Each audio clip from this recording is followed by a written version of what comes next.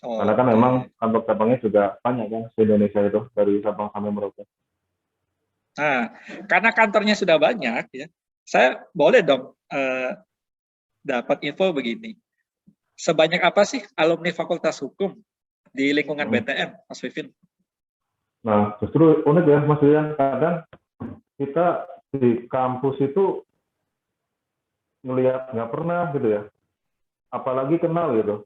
Nah, tapi kok tiba-tiba pas masuk salah satu perusahaan, ternyata disamakan dengan satu alma mater gitu. Nah, itu pasti sering kejadian lah di perusahaan-perusahaan maupun di kantor-kantor yang lain. Jadi kalau untuk teman-teman yang sekarang saat ini ya, justru satu unit ya, ada beberapa mas, ada 4 sampai 5 orang lah yang memang dulunya itu alumni Fakultas Hukum Unsur juga gitu.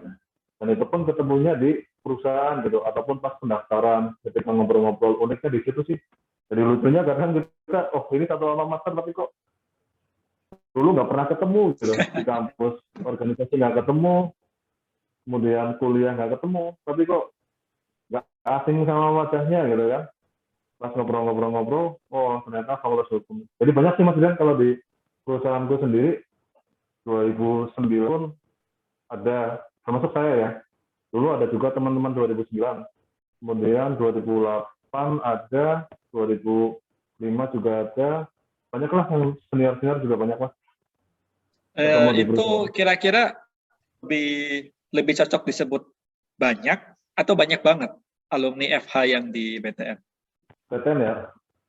Saya, ke, Kalau saya nggak nanya jumlah ya, hanya sekedar kira-kira nih banyak, kategorinya banyak atau banyak banget?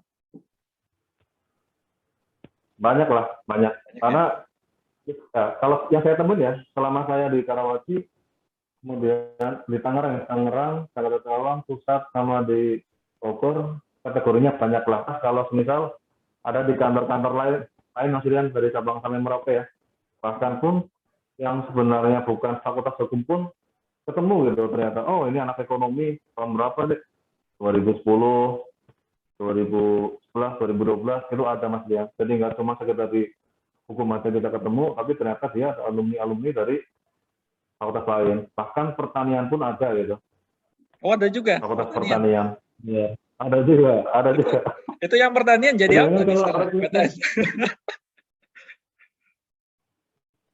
jadi analis perban. Analis Jadi ya. memang iya, kalau kita berbicara rekrutmen perusahaan ya, apalagi bank ataupun perusahaan-perusahaan BUMN lainnya ya, yaitu kan kualifikasinya eh, standar mas Rian, dalam artian umum lah. Misalnya lulusan FH, IPK 3 atau 2,75 misalnya di jabatan tertentu. Kemudian jurusannya ada perusahaan yang semua jurusan gitu kan. Jadi semuanya masuk tuh, mau hukum, ekonomi, pertanian, bahkan peternakan pun bisa masuk gitu. Kalau kategorinya semua jurusan. Tapi memang yang bahkan yang legal pas zamanku ini umum juga mas, semua kan gitu kan. Cuma nanti pas pendidikan ternyata pas kebetulan pada saat itu diarahkan jadi legal gitu, yang titelnya S. Cuma ya nggak S doang lah, banyak nanti teman-teman baik senior maupun junior yang ketemu di perusahaan yang tadinya nggak kenal, nggak ngerti, malah justru satu alma mater, kadang di situ malah jadi kayak apa ya, seneng aja gitu dapat paguyuban satu alma mater gitu pak. Jadi ngobrol sana sini pak. Uniknya di situ sih, Asik juga ya seneng ya. buat buat komunitas sendiri atau bergabung ke komunitas yang isinya anak-anak unsur gitu ya. Ada kasihkan tersendiri ya. Gitu. Kalau komunitas sih kayaknya nggak kebentuk ya, cuma Enggak, mungkin dalam ya obrolan perkumpulan sehari-hari mungkin aja lah gitu, ya. ayo nongkrongnya mana, iyalah berkumpulan, ngobrol makan gitu. Cuma kalau bentuk komunitas kayak kita zaman kuliah dulu kayaknya enggak mas. Cuma makan-makan aja lah, makan minum main gitu. Ngomongin perkumpulan begitu, BTN punya serikat pekerja nggak sih? Pasti ada mas, Ada ya. perusahaan masih ada serikat pekerja.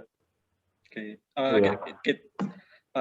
Kita nggak akan bahas detail serikat pekerja ya. Kita cuma ingin tahu aja bahwa di entitas corporate, BUMN dan plat merah itu pun juga tetap ada serikat pekerja ya. Artinya kan kebutuhan Iya. kebutuhan hak asasi manusia untuk berserikat dan berkumpul dari sisi ketenagakerjaan itu juga di BTN terpenuhi ya untuk urusan yang demikian ya. Iya, terpenuhi Mas, ada serikat pekerja. Agak mundur ya, mundur jauh ke belakang karena saya tadi terlewat ya. Boleh nggak Mas Vivin diceritakan dulu waktu mendaftar di BTN kurang lebih 2013 kan ya? Itu tahapan yang dilalui itu apa aja sih tahapan tesnya? Masih ingat nggak? Rekrutmen zaman bahula ya. Iya, yang apa-apa Udah kan? berapa tahun Mas lihat? 2013. 8 tahun ya, 8 tahun lah. Tapi nggak apa-apa, berbicara secara umum aja lah ya. Umumnya aja yang rekrutmennya itu umum pada saat aku atau pada sekarang lah ya yang digunakan perusahaan-perusahaan. Kalau tahapan seleksi sendiri, kalau saya itu dulu untuk BUMN perbankan, pasti ada yang namanya administrasi. Nah, untuk melakukan ke tes berikutnya, kan administrasi ini kan jadi kunci gitu kan. Administrasi jadi kunci. Jadi di tes awal pun yang kita anggap harus sepele ini, nggak bisa kita sepelekan gitu. Kadang cuma masalah administrasi, suratnya kurang, kita nggak jadi lulus gitu kan. Atau misal upload dengan size yang seharusnya misalnya 10 MB gitu kan, kita upload terlalu kecil, malah jadi jelek, malah kita membuat nggak lulus juga gitu kan. Nah itu walaupun dia di tahap administrasi, tetaplah kita harus serius gitu ya untuk menyelesaikan dokumen-dokumen yang kita kirimkan ke perusahaan. Nah itu yang pertama administrasi. Kemudian yang kedua, biasanya itu ada yang namanya wawancara awal, Mas Rian. Wawancara awal. Nah itu dari biasanya orang-orangnya dari perusahaan itu sendiri gitu, dengan kriteria jabatan tertentu. Jadi kalau wawancara awal ini, seingatku itu hanya berbicara terkait dengan pengenalan diri, kemudian pertanyaan-pertanyaan standar sih, mengapa kamu pilih perusahaan ini gitu, mengapa kamu pilih perusahaan ini, terus lulusan dari mana, identitas kita dipertanyakan, identitas, lulusan dari mana, mengapa pilih perusahaan ini, terus apa yang kamu bisa berikan pada perusahaan. Jadi kalau masih wawancara awal sih masih ringan ya, masih tentang keseharian lah. Nah nanti yang kemudian habis wawancara awal itu biasanya ada yang namanya tes potensi akademik atau pengetahuan umum perbankan biasanya tuh. Nah itu yang kita di sini ya memang harus sebelum mendaftar agak baca-baca ringan gitu ya terkait dengan misalnya kita mau daftar perusahaan A, kita search lah, sekarang kan udah canggih tuh di internet, apa sih perusahaan A gitu kan, kemudian produknya apa sih perusahaan A gitu kan. Nah tapi nggak cuma sekedar itu aja ya, tapi ada informasi umum lah terkait dengan misalnya perbankan itu apa gitu, pertanyaan-pertanyaan umum. Nah itu nanti ada di tes potensi akademik tuh, kadang ada hitung-hitungan, tapi masih bisa dikategorikan ringan lah, tapi nggak bisa kita sepelekan juga tuh, kita tetap mencari informasi. Kemudian biasanya juga ada tes TOEFL Mas, tes bahasa Inggris. Nah itu yang kita di kuliah juga nggak sekedar kuliah ya, tapi ada keahlian khusus lah yang lain yang harus kita miliki gitu. Jadi kita ketika turun ke mau tes suatu pekerjaan atau menurut perusahaan, kita nggak kaget ya. Jadi tes TOEFL ini juga penting tuh. Kemudian selain tes TOEFL ada yang tadi kita bahas ya, ada tes psikologi Mas. Tes psikologi gitu. Jadi untuk tes psikologi itu ya kita sebenarnya baca-baca ringan aja juga bisa ya, untuk di internet itu kan banyak tuh, tapi lebih baik ketika tes psikologi kita jadi diri sendiri lah. Jadi nanti ketika memang masuk ke dalam satu perusahaan, tetapi kita dengan diri gitu ya, terus lulus ya lebih bermakna gitu, karena diri kita sendiri emang yang bisa meloloskan ke masuk ke perusahaan itu gitu kan. Kemudian nanti tes psikologi juga ada wawancara psikologi tuh. Nah ini unik juga sih Mas, dan mungkin pernah ngerasain juga ya tes wawancara psikologi. Bagaimana cara kita berbicara, bagaimana attitude kita gitu ya, sikap-sikap kita. Mungkin mereka akan agak lebih detail gitu. Bahkan bagaimana cara kita berpakaian gitu kan, rapi atau enggak, bagaimana cara kita duduk, terus banyaklah trik-trik itulah di psikologi itu yang harus kita pelajari ya, tapi tetap jadi diri sendiri juga gitu. Kemudian ada yang namanya dulu itu forum group discussion, gitu ya Mas? Ya. Forum group discussion. Nah itu kita nanti dibentuk satu kelompok gitu kan, dibentuk satu kelompok dengan peserta lain. Di situ kita biasanya disajikan suatu permasalahan gitu, suatu permasalahan. Kemudian kita nanti berdiskusi dalam kelompok itu, dan selanjutnya ada penguji ya. Nanti kita ditanya satu-satu tuh, ini pendapatnya seperti apa, ini pendapatnya seperti apa, terus cara penyampaiannya seperti apa. Nah itu nanti jadi penilaian tuh dari penguji itu. Kemudian ada yang namanya tes kesehatan. Nah kalau tes kesehatan itu kan memang standarisasinya dari perusahaan ya. Apa sih yang berbeda-beda lah antara perusahaan itu untuk tes kesehatannya. Ada yang mungkin sampai ada 5 item gitu kan, ada perusahaan 5 item, ada yang 6 item. Nah itu tergantung perusahaannya. Kalau tes kesehatan ini kita dulu itu saya ada di laboratorium Mas, laboratorium tapi di Semarang. Cuma lupa nih jalan apa tesnya. Yang jelas ketika kita mau tes kesehatan itu ya jaga kondisi lah, banyak minum air putih, bahkan dulu disuruh minum air kelapa gitu, kita netralisir. Nggak tahu itu benar atau enggaknya, tapi ya selama badan kita bersih lah ya, dalam artian nggak ada zat asing di dalam tubuh kita, fisik juga oke, olahraga ya insya Allah inilah aman gitu. Dan yang terakhir biasanya itu ada tes presentasi makalah Mas, yang terakhir itu. Ada makalahnya juga yang harus dipresentasikan. Iya, ada nanti presentasi makalah. Jadi kita kayak skripsi kali ya, tapi nggak skripsi banget gitu Mas. Jadi mungkin sampai tahap proposal gitu ya, tipis sih. Ya kita disuruh menciptakan suatu ide atau gagasan baru lah terhadap perusahaan apa itu. Nanti kita presentasi, habis itu ditanya-tanya tuh sama kalau di skripsi ya penguji lah, ditanya-tanya itu nanti bagaimana penampilan kita, terus kita apa gitu, kan jadi penilaian itu. Paling sih Mas, tahapan-tahapannya sebenarnya umum sih, perusahaan-perusahaan juga pasti melakukan tahapan-tahapan itu, cuma memang untuk terkait dengan jenis-jenisnya ya, atau item-itemnya lebih spesifiknya kan tergantung kebutuhan masing-masing dari perusahaan ya. Jadi misalnya perusahaan A spesifik untuk pegawainya spesifikasinya ini, belum tentu di perusahaan B juga harus sama itu. Tapi secara umum seperti itu Mas Rian. Ya, tahapan-tahapannya cukup panjang sih dan melelahkan, tapi itu perjuangan. Ya, panjang, melelahkan ya. Dan bagian tadi yang paling saya garis bawahi itu juga diminta untuk membuat makalah tentang apa kira-kira kontribusi atau inovasi kita di perusahaan ya, kurang lebih begitu. Betul ya. Sekali.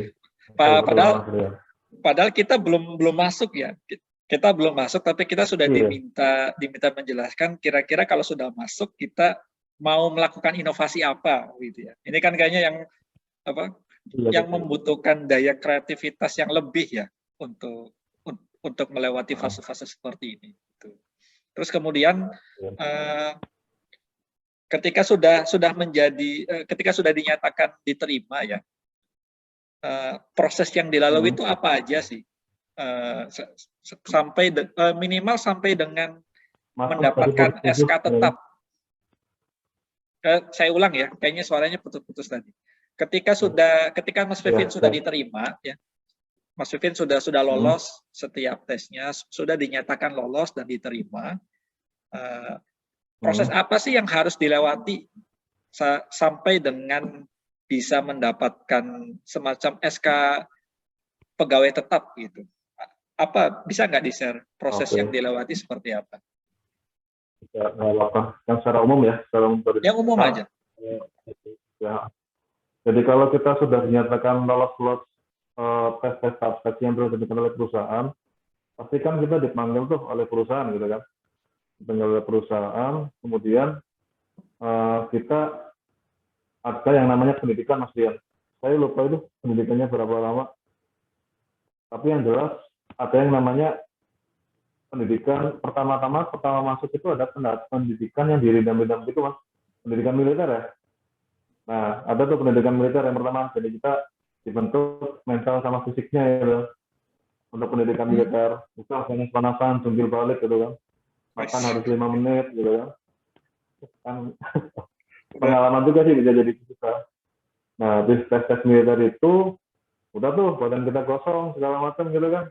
Nah, kita masuklah ke ada kayak semacam pusdiklat lah ya, kayak semacam pusdiklat di tempat pendidikan gitu. Nanti kita digembleng di situ, Mas Rian, secara teoritikal gitu. Jadi untuk itu adalah pembelajaran terkait dengan perbankan ataupun ilmu-ilmu lainnya ya. Nah, setelah pendidikan itu kan sebelumnya udah dinyatakan lulus ya, lulus, yeah. Kemudian pendidikan, lulus pendidikan, militer, pendidikan klasikal lah kalau kita bicara itu teori, dan nanti ada yang namanya kayak tanda tangan kontrak, Mas Ian, tanda tangan kontrak pekerjaan lah gitu. Nah, setelah tanda tangan kontrak nanti kita bakal ditempatkan di kantor-kantor cabang gitu. Tapi untuk pertama kali penempatan itu kita ditugaskan untuk on job training atau magang lah yang tadi saya bilang di awal, Mas Rian. Jadi setelah kita pendidikan militer, pendidikan klasikal di pusat pendidikan, terus tanda tangan kontrak, terus kita terjun ke kantor cabang. Nah, di situ kita on job training selama sebulan gitulah magang. Nanti kita di situ di kantor cabang tergantung dari pimpinannya ya. Kita diletakkan di unit mana, kita gali ilmu-ilmunya. Jadi kita pas on job training selama sebulan itu dikasih jadwal, Mas Rian. Oh, minggu 3 hari atau 4 hari ini di unit ini. Setelah selesai di unit B sampai Z gitu. Semua selesai. Setelah sebulan selesai on job training, baru tuh kita ditugaskan ke kantor cabang lain untuk penempatan sesungguhnya gitu lah istilahnya. Jadi kalau on job training kan penempatan sementara buat magang. Nanti setelah sebulan kita baru ditugaskan ke kantor cabang seluruh Indonesia lagi, tergantung nih rezekinya orang-orang pada di mana gitu kan. Kalau dulu saya sih di Purwokerto gitu kan magangnya. Berharap sih tetap di Purwokerto gitu, Mas Rian. Berharap ya.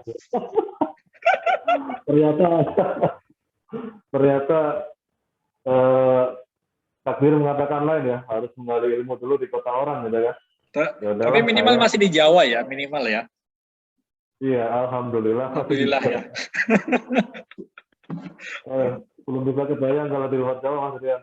Jadi alhamdulillah masih di Jawa lah, masih di Karawaci. Yang notabene itu juga dulu kan memang kuliah juga di Purwokerto gitu kan, di Unsud gitu kan. Terus kalau main-main, oke lah, sering mungkin ya keluar kota lah, ke Jogja segala macam. Nah ini penempatan di Tangerang, di Karawaci gitu kan. Pertamanya di Karawaci gitu kan. Aduh, ini daerah mana gitu kan, asing gitu Mas. Saya nggak ngerti tuh, apakah itu di dalam atau di luar Jawa gitu kan.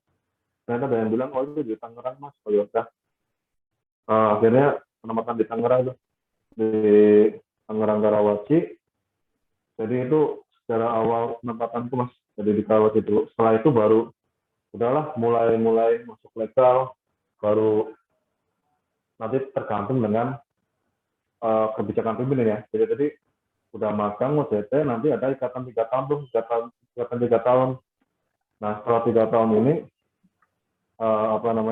nanti kita tergantung pimpinan ya. Setelah habis magang penempatan di Karawaci, tergantung pimpinan, kita perusahaan butuh orang ini di mana, nah itu nanti kita tinggal istilahnya siap lah udah kena tangan kotak se-Indonesia gitu kan.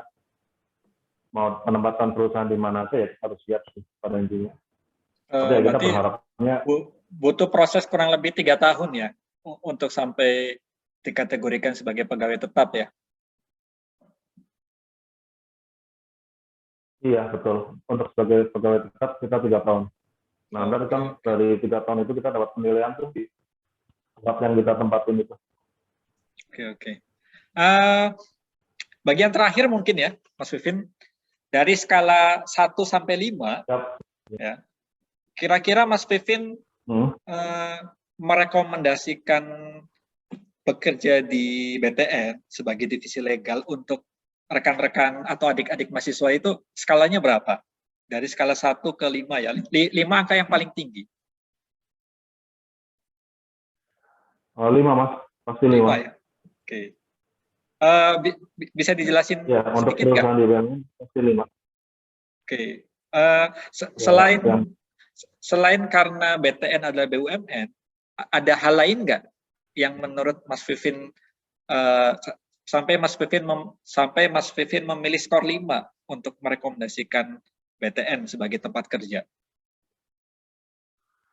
Kalau misal terkait dengan perusahaan ya memang dari awal lulus aku udah di BTN ya. Jadi kalau misal kita untuk membandingkan merasakan pekerjaan di tempat lain kan belum pernah nih. Jadi ya kita pasti sangat merekomendasikan perusahaan yang saya saat inilah buat teman-teman atau adik-adik yang nantinya mau berkecimpung ya di dunia legal. Jadi yang memang aku saranin lah dalam artian buat teman-teman yang di Evolusi ya, khususnya di Fakultas Hukum, pastikan mereka punya passion masing-masing nih. Kalau misalnya mereka nggak semuanya pengen jadi nggak semuanya pengen jadi legal officer tapi bagi yang kepengen ya saya sangat merekomendasikan di perusahaanku saat ini karena ya memang ilmu kita yang didapat di bangku kuliah ya pasti bakal diterapkan banyak lah tidak hanya legal action-nya aja gitu kan, tidak hanya berperkara atau berkoordinasi lah dengan instansi terkait ya, baik polisian, kejaksaan, pengadilan ataupun yang lainnya, tetapi ilmu lain pun insya Allah kepakai Mas. Ya semisal kita membuat drafting perjanjian ataupun membuat drafting legal opinion gitu kan, atau memberikan legal meeting lah dalam artian pemberian kredit. Nah itu sertifikasi maupun non sertifikasinya insya Allah banyak kepakai Mas. Jadi ilmu itu yang didapat di secara teori di di bangku kuliah pasti dominan terpakai lah semuanya. Dominan terpakai ya, terlepas apakah rumput ilmu hukumnya itu adalah rumput ilmu yang kita pakai untuk skripsi atau enggak ya. Artinya kan semua yang kita pelajari itu kan tetap terpakai dan menjadi referensi yang cukup ya sebetulnya. Nanti kemudian di pusdiklat ya atau di lembaga diklatnya pun nanti akan diasah ulang lagi ya untuk pendalaman substansinya. Kurang lebih begitu ya, Mas Vivin ya. Iya, betul Mas Rian. Oke. Untuk ya. Oke, Mas Vivin, terima kasih sekali nih sudah berkenan ngobrol-ngobrol di kelas karir untuk hari ini ya. Begitu. Ya, Mas Rian. Bagian terakhir mungkin ya, Mas Vivin punya ini enggak semacam motivasi atau pesan khusus untuk alumni FH untuk karirnya ya, yang umum aja begitu. Ya, ada Mas, adalah pesan-pesan buat adik-adik kelas terutama ya, yang mungkin nanti saat ini lagi menghadapi skripsi maupun mau ke tahap itu. Ya yang pertama pasti kuasailah ilmu-ilmu di bangku kuliah, tapi tidak hanya di bangku kuliahnya ya Mas Rian ya. Ilmu-ilmu di luar bangku kuliah pun harus dikuasai, seperti berorganisasi lah, banyak-banyak berkoordinasi gitu. Jadi kita hanya di bangku kuliah tidak hanya, kalau istilah dulu kita kan kuliah pulang gitu ya. Tapi ya lebih baik kita punya ilmu lain yang kita dapatkan di luar bangku kuliah, misal kayak organisasi gitu kan, itu kan penting untuk teamwork segala macam. Terus selain baik kuliah maupun yang kayak UKM gitu ya, kita perbanyak skill-skill lain, Mas Dian, keahlian-keahlian, upgrade terus, kayak misal bahasa Inggris gitu. Nah itu ntar bakal jadi nilai tambah bahasa Inggris, terus kemudian keahlian komputer. Nah keahlian-keahlian spesifik itu yang nanti bakal jadi suatu nilai tambah gitu di perusahaan. Jadi untuk teman-teman adik-adik FH Unsur ya, yang lagi yang nanti insya Allah lulus, kuasai ilmu-ilmu itu gitu lah. Kalau perlu ilmu-ilmu yang di luar kampus juga dikuasai gitu, karena kan itu akan bakal menjadi nilai tambah tersendiri bagi personil nanti di perusahaan suatu saat nanti, Mas. Paling itu, Mas. Oke, Mas Pipin, terima kasih sekali nih pesan-pesannya ya, atau motivasinya untuk adik-adik mahasiswa ya. Saya mewakili Fakultas Hukum menyampaikan apresiasi dan ucapan terima kasih yang sebesar-besarnya atas kesediaan Mas Pipin berbagi pengalaman ya, berbagi cerita mengenai perjalanan karirnya di kelas karir yang diselenggarakan oleh Pusat Karir Fakultas Hukum pada Minggu pagi ini. Sukses terus untuk Mas Pipin. Kami dari fakultas pasti mendoakan dan selalu tertarik dengan kabar-kabar baik ataupun kabar-kabar tentang pengembangan karirnya. Semoga di lain kesempatan Mas Pipin tetap berkenan mengisi kembali ya untuk topik yang berbeda. Demikian Mas Pipin, kita barangkali bisa mengakhiri ngobrol-ngobrol minggu pagi ini. Sudah kurang lebih 1 jam ya kita ngobrol. Oh ya, nggak berasa, Mas. Oke. Terima kasih ya. Ya, sama-sama. Ya.